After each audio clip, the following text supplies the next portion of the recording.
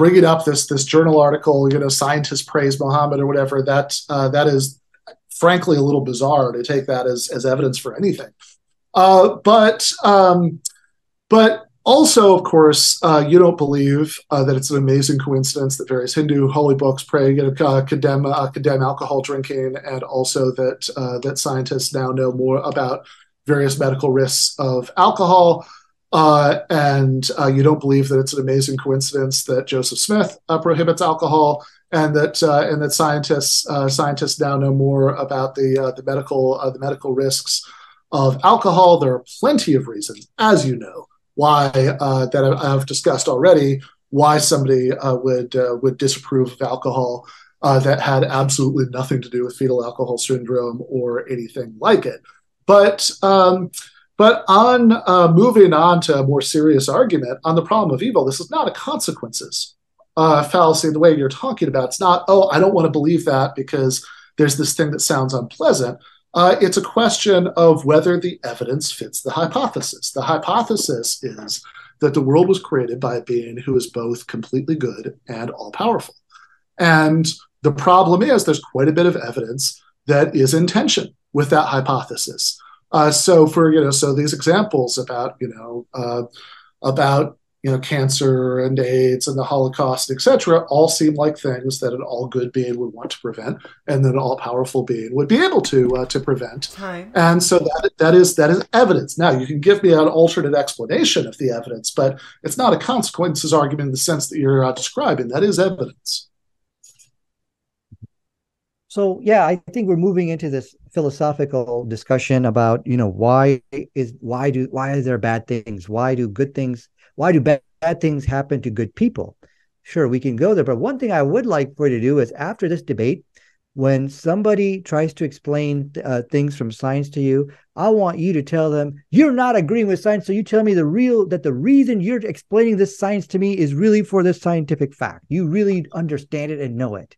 See, if you were to apply this type of logic, in your daily life or wherever you work at, I think you would be laughed at, to be very honest with you. If there's a statement which agrees with science, as we have seen in Professor Keith Moore, many scientists have spoken about the scientific accuracy of the Quran and has been praised.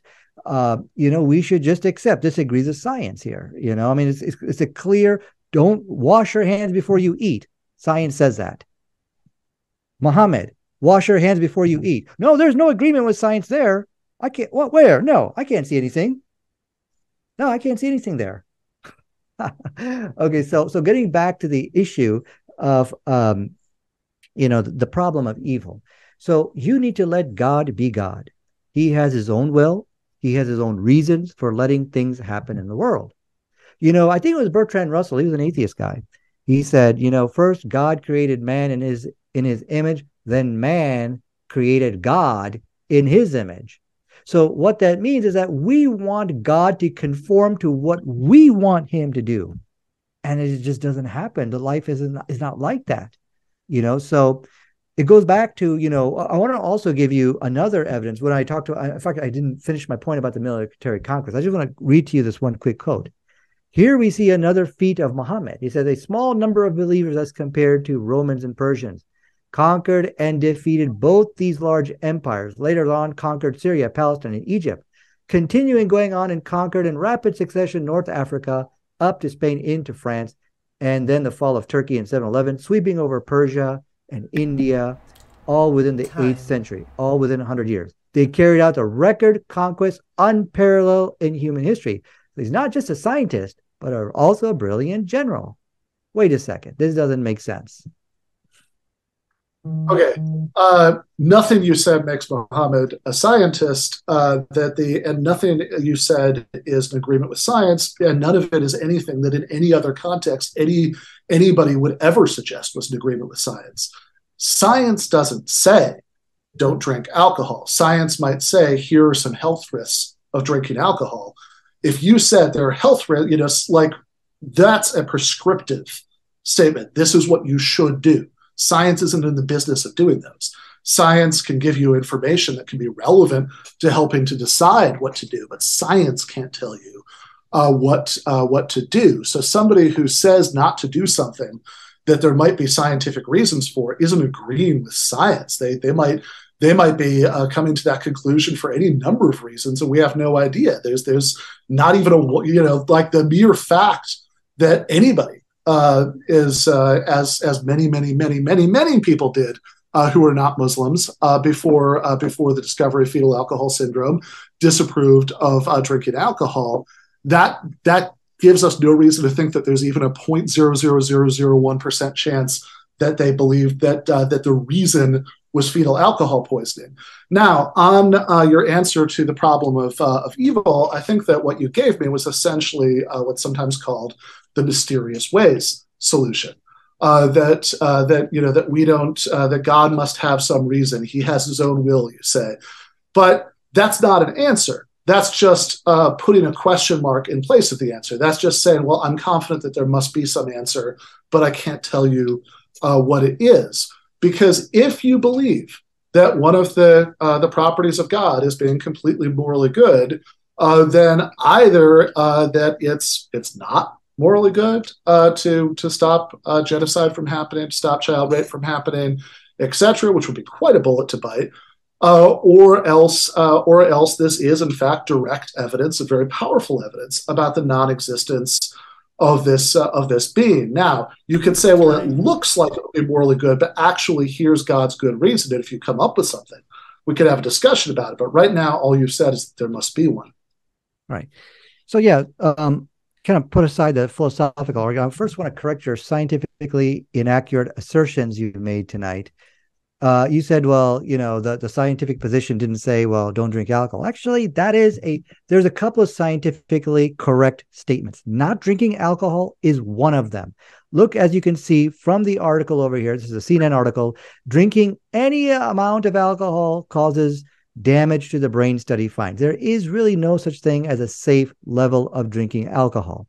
The fact that the Quran says don't drink alcohol, but there's no agreement with science between these two statements. Nope, not according to Dr. Burgess's logic, because show me that the reason why you're telling me not to drink alcohol is right here. Therefore, you can't agree with science. So this is his reasoning. This is his defense mechanism to defend his beliefs of atheism, because he's got to come up with something tonight. So anyways, going back to some of the points over here, I just wanted to correct you on your false assertion.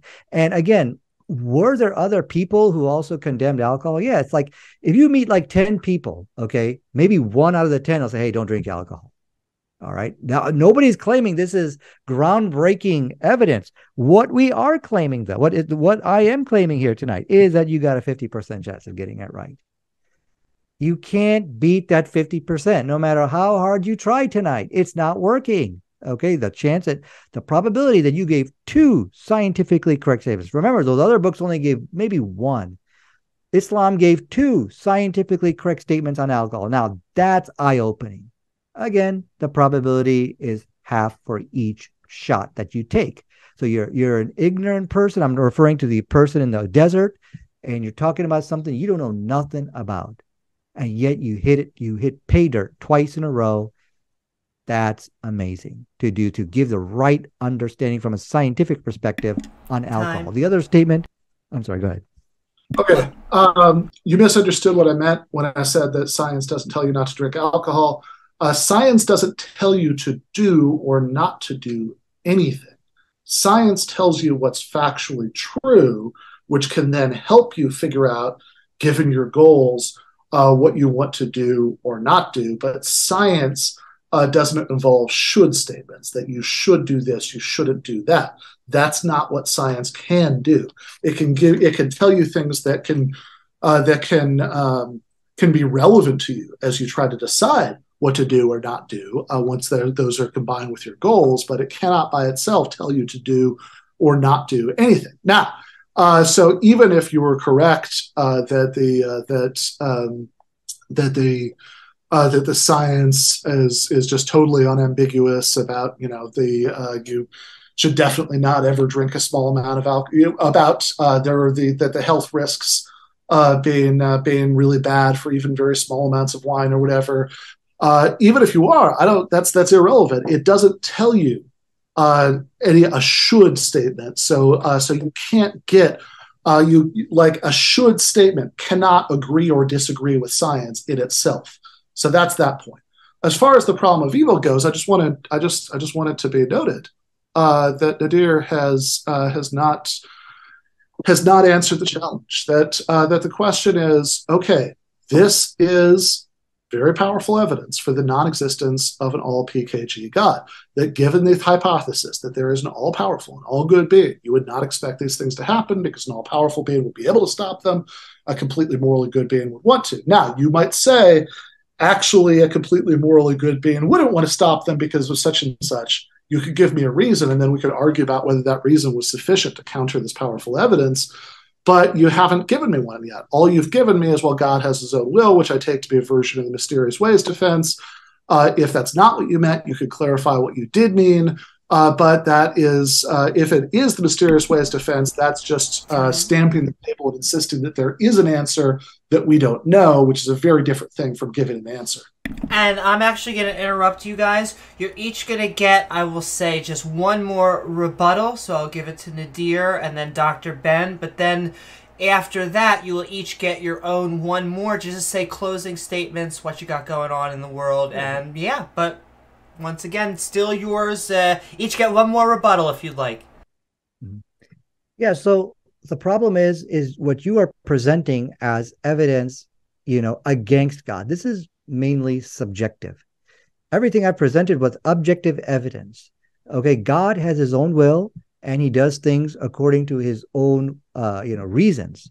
And we may not know those reasons, and it may say, okay, well, this looks contradictory because you're the moral God. You're supposed to be doing this, yet you allow bad things to happen. Well, I tell you what, he's going to have a reason for you. And yeah, but this is kind of a cop-out. And yeah, I don't even get into these type of philosophical discussions because once you establish a scientific evidence for the Quran, then what people are doing with these type of philosophical discussions, they're trying to invalidate the evidence. They're trying to invalidate the evidence that there is something amazing about the Quran, of how it agrees with modern science and how it corrects scientifically inaccurate information in the book. You're saying, well, I'm not going to agree, or I'm not even going to look at or entertain any of this evidence, even though it makes sense because of this, God, why did you do that? Why did you allow this evil to happen?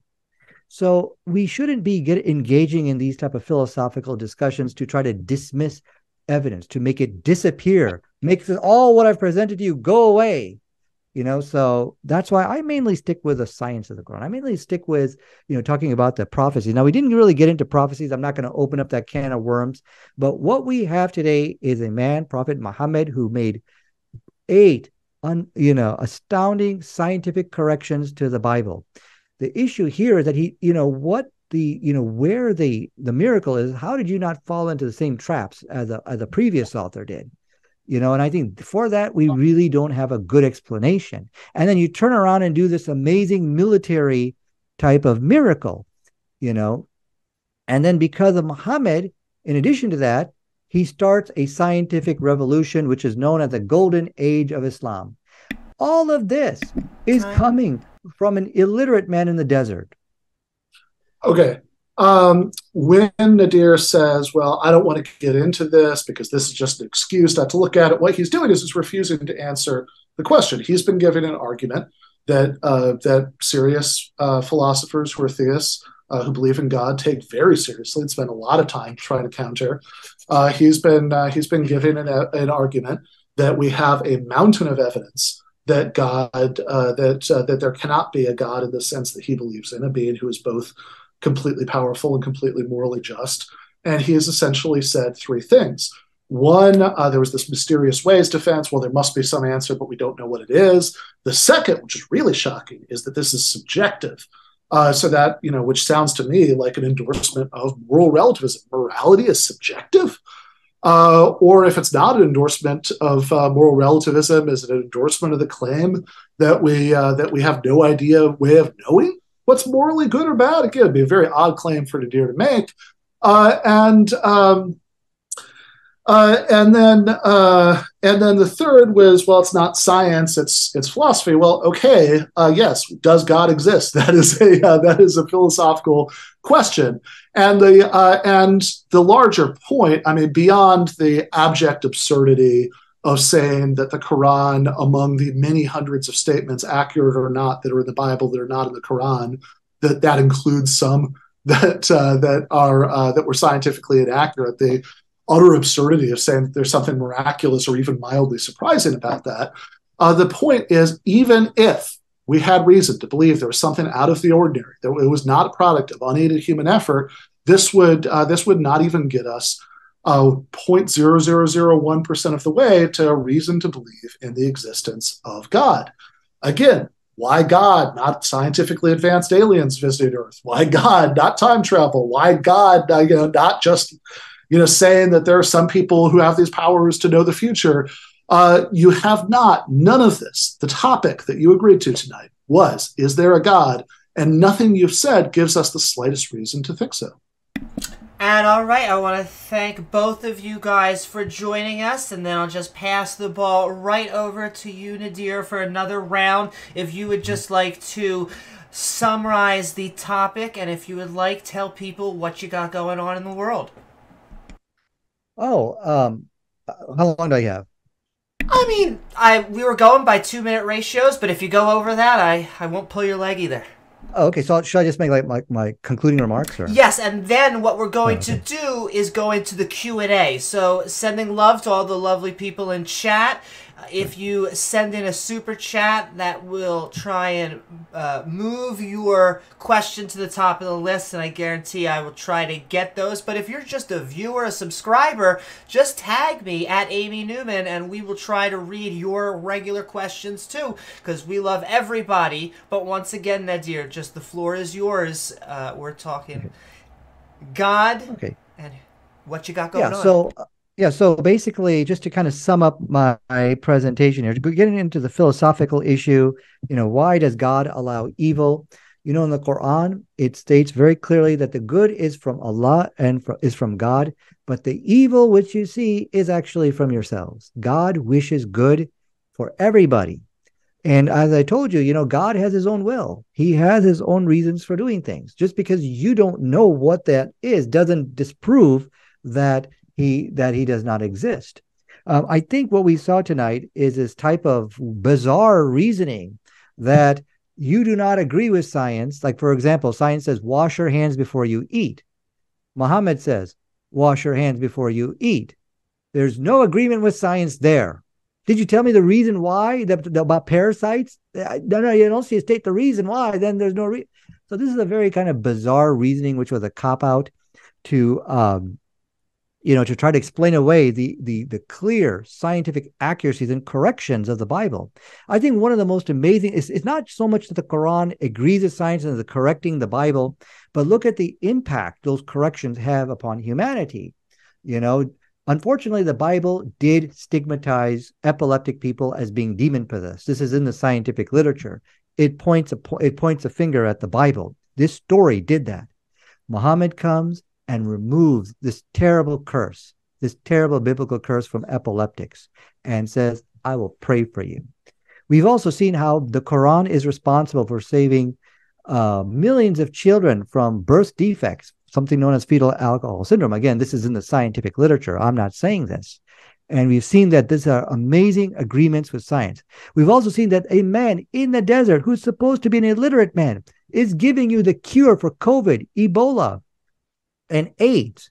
How can one man in the desert give all this scientific information? And for that, we really didn't hear anything, that could even begin to explain this. But all of this is going to be dismissed by him because why did God allow evil? Why did God allow evil? No.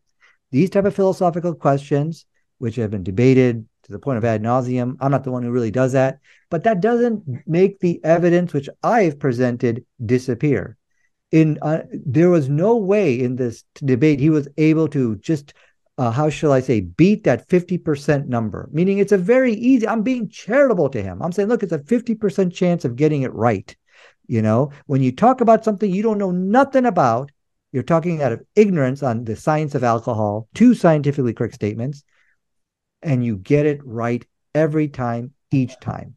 That is amazing. So now the big riddle which I presented in the opening, why is it that we find the same topics as we find in the Bible? The mustard seed, alcohol, meat consumption, the epileptic child. Science has given the answer to that. Muhammad is correcting the scientific errors of this Bible. This is not only a challenge for Christians, but it is also a challenge for atheists. From an atheist perspective, it's just a book full of errors. And one of the reasons also why I invited Dr. Burgis to debate this, quite frankly, the Christians don't want to debate this. They know that the scientific errors in their book is indefensible, and they'll be a laughing stock trying to defend it. Of course, they have their apologetic articles and things like that, but if you look here on modern day debate, if you look, elsewhere, you'll see it's very, very rarely ever debated because it'll do catastrophic damage to their faith, these type of debates. But Islam is not like that. We are here today and tomorrow to debate these topics. So just to wrap up, I think I didn't hear anything from him which really was able to give solid answers of why we see the scientifically correct information in the Quran and the Hadith. So that's all I have. Okay. Nothing that Nadir has said tonight gives us any reason to believe that anything in the Quran or Hadith is scientifically correct. Science doesn't say you should wash your hands before you eat. Science says that here are the health risks of not doing it, but science doesn't say you should do that. That's not what science does. That's not what science could do. And science doesn't say don't drink alcohol. Science might tell you something about the risks of drinking alcohol, but it doesn't tell you not to. So there's no convergence between saying not to do something and an information about a specific risk of doing it. Many people, for many reasons, have said not to do probably every single thing on that list. And in no case, whether we're talking about Muslim cases or non-Muslim cases, does that give us the slightest reason to suspect that anything out of the ordinary was going on. So Nadir has utterly failed in establishing his premise that there's anything even mildly surprising, never mind miraculous, in anything in the Quran or the Hadiths. And certainly the 50% number, I don't know why I'm supposed to beat that. It's made up out of nothing.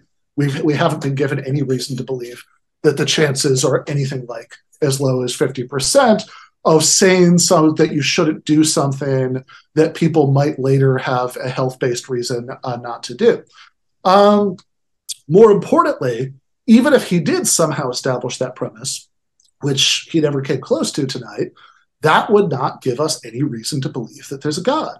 Because even if something paranormal was going on with the composition of the Quran and the Hadiths, that something paranormal is a much, much different question than the question that Nadir agreed to debate tonight, which was, is there a God? That, again, you could have, why God? Why not? Why is God more likely than scientifically advanced aliens? Even if there was even one example of Muhammad agreeing with science, and we actually heard 0 examples tonight. And finally, the evidence against the existence of God, which he continually mischaracterizes as asking, why did God allow these things? No, the claim is that if we're examining a hypothesis, we say we do the same thing in science. We say, here's a theory. Now we run an experiment. We see if the results of that experiment conform to the theory or not. We have a hypothesis that we've been given that there's a perfectly morally good being who's also all powerful and created everything. And we have a mountain of evidence that flies in the face of that. We beyond the mysterious ways and morality is subjective defenses that we heard earlier tonight. I think we got a new one in that last statement, which was something like a free will defense, that the good comes from Allah, the evil is from us. But of course, that's not going to apply to things like natural laws requiring animals to kill and eat each other in ways that inflict lots of suffering. It's not going to apply to earthquakes. It's not going to apply to lots of things that do not seem, from what we can tell, to be the result of anyone exercising their free will. If you want to claim that it is, perhaps by some magical mechanism, that would be a different discussion. All right. With that said, I guess part of the prompt was to say something about what you do and all that. So let me just do 15 seconds of that. So I host a podcast and YouTube show called Give Them an Argument. You can find on YouTube and all the usual podcast places. I wrote a few books. Probably the one of most interest to people who watch this channel is the most recent book, which is Christopher Hitchens, What He Got Right, How He Went Wrong, and Why He Still Matters. I have really, it's been too long since I did a debate here. I always enjoy it. So happy to be back.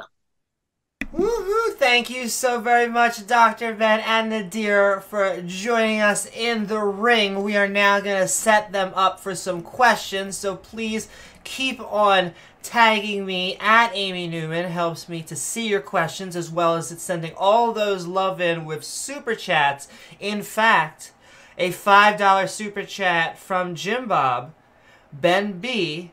If beliefs/propositions are purely determined outcomes of a physical evolutionary mechanism, how does a mechanism produce/access knowledge? Right.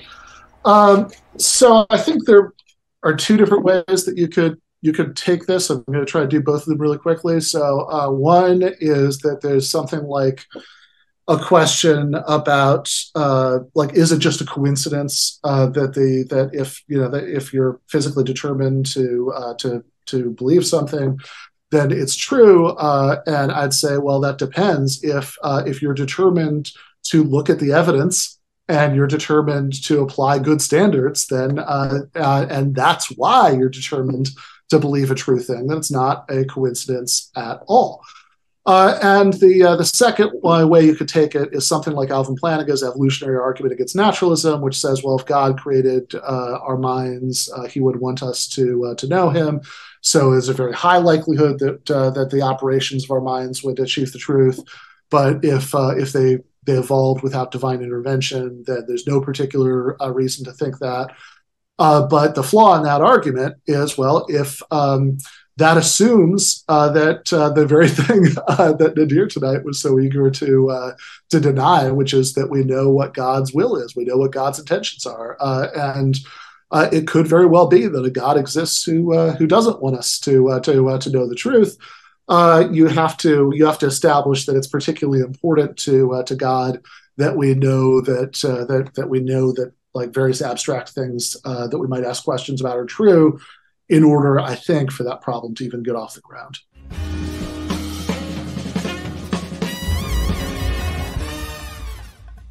You have been watching free public content from Give Them an Argument. To access every single episode of the show, the main show on Monday nights, all of the streams, all of the debate breakdowns, all of the patron-exclusive postgames on Monday nights, all of the patron-exclusive bonus episodes every week, and much, much more, go to patreon.com/Ben Burgis. I cannot resist ending this with, don't be foolish.